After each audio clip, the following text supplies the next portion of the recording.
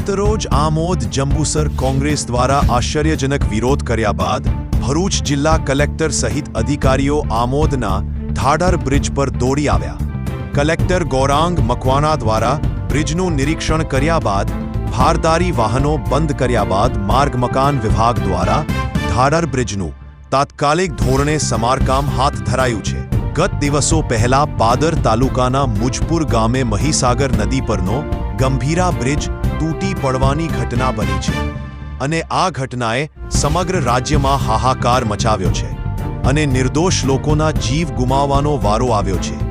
ત્યારે આ દુર્ઘટનાના પડઘા માત્ર પાદરા પૂરતા સીમિત નથી રહ્યા। આ ઘટના બનતાની સાથે જ ભરૂચ જિલ્લાના આમોદથી પસાર થતા નેશનલ હાઈવે 64 પરના ધાડર બ્રિજ જે જંબુસર સહિત વડોદરા અને સૌરાષ્ટ્રને જોડતો અને બીજી તરફ આમોદના માતરગામથી દિલ્હી મુંબઈ એક્સપ્રેસવે તેમજ વાગરાના દહેજ વિલાયત જીઆઈડીસીને જોડતો મુખ્ય હાઈવે કહી શકાય।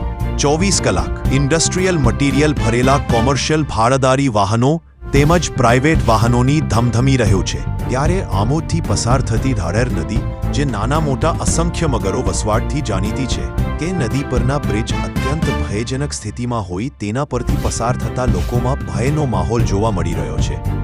ત્યારે ગત રોજ જંબુસર આમોદ કોંગ્રેસના હોદ્દેદારો અને આગેવાનોએ સરકાર તેમજ તંત્રને ઊંઘમાં હોય તો જગાડવા માટે ગત રોજ ભાજપના ચિહ્ન કમળના પ્લેકાર્ડ સાથે ભારે સૂત્રોચ્ચાર સાથે નનામી કાઢી એક આશ્ચર્યજનક પ્રોગ્રામ કરવામાં આવ્યો હતો અને બ્રિજ ઉપર ખાડામાં નનામી મૂકી ચક્કાજામ કરવાની કોશિશ કરતા આમોદ પોલીસે અટકાયત કરી હતી।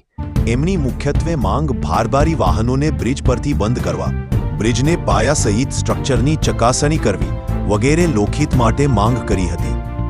જે સંદર્ભે આજરોજ ભરૂચ જિલ્લા કલેક્ટર ગૌરાંગ મકવાના સહિત અધિકારીઓ બ્રિજની મુલાકાતે આવી પહોંચી ગયા હતા।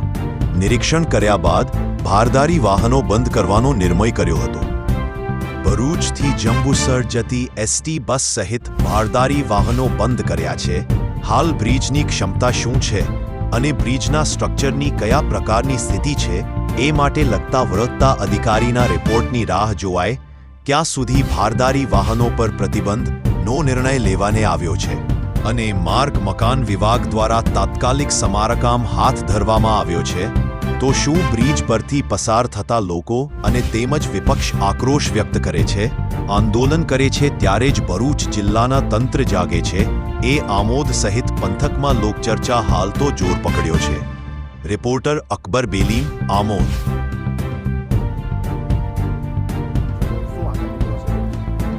ધાડર નદી પરનો આ બ્રિજ જંબુસર અને આમોદને જોડતો છે અને અહીંથી મોટા પ્રમાણમાં જે ઔદ્યોગિક એકમોમાં જતા વ્હીકલ્સ હોય છે, ટ્રક્સ વગેરે એ પણ પસાર થતા હોય છે। ખૂબ જ મહત્ત્વનો બ્રિજ છે આ। થોડા સમયથી આ બ્રિજની જે કન્ડિશન છે એ ખરાબ થયેલી છે। અગાઉ પણ મેં એકવાર વિઝિટ કરેલી અને આજે ફરીથી વિઝિટ કરી છે।